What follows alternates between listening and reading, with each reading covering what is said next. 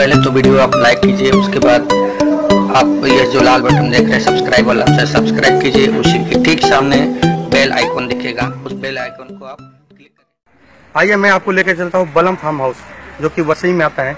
वहाँ पे भोजपुरिया सिंगर जो कि निशान तिवारी जी का नाम काफ़ी फेमस है, भदोही जिला से हैं। बड़े अच्छे अच्छे इन्होंने गाने दिए हैं। यहाँ पे बलम हाउस फार्म हाउस में इन्होंने दम बाटे लाठी में शूट किया, जो कि इनका रीशूट कह सकते हैं कुणाल फिल्म एंटरटेनमेंट के लिए। तो हम सेट पे बात करते हैं निशान तिवारी से। निशान तिवारी जी, आपका आज यहाँ पे दम बाटे लाठी में जो रीशूट किया है आपने, ये रीशूट का कुछ समझ में नहीं आया। एक बार आदमी एल्बम बनाने के बाद दूसरा शूट करता ही नहीं, और आप उसी गाने को कंटिन्यू शूट करते जा रहे हो हर साल।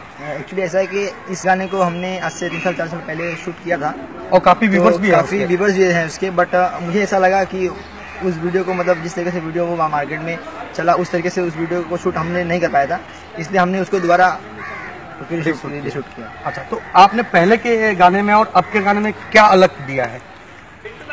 और गाने वही है, म्यूजिक वही है, बस इसमें ये लगा कि चैनल अलग है। कुणाल पहले बसंत बार चैनल से दिखाएगा ये सॉन्ग, और अभी कुणाल फिल्म से आया, लोकेशन अलग है और नई नई टेक्नोलॉजी का इस्तेमाल किया गया है। और उसमें हमारे साथ जो लेडीज आर्टिस्ट थी वो भी चेंज है। अच्छा, तो ऐसे ही इनके साथ जो एल्बम में काम कर रही हैं वो है सोनी जी। सोनी जी से बात करते हैं। सोनी जी, आपने शायद अपने जीवन का ये पहला वीडियो निशान तिवारी जी के साथ में काम किया। एक तजुर्बेकार सिंगर है, इनके साथ आपको काम करके कैसा लगा? बहुत अच्छा लगा। किस तरह से आपने इनके साथ वीडियो मैनेज किया, या आपने जो लीड किया तो आप वो किस तरह से मैनेज कर पाए? कुछ तकलीफें हुई इनसे? कुछ तकलीफें हुई? नहीं ना, आपको अच्छा लगा?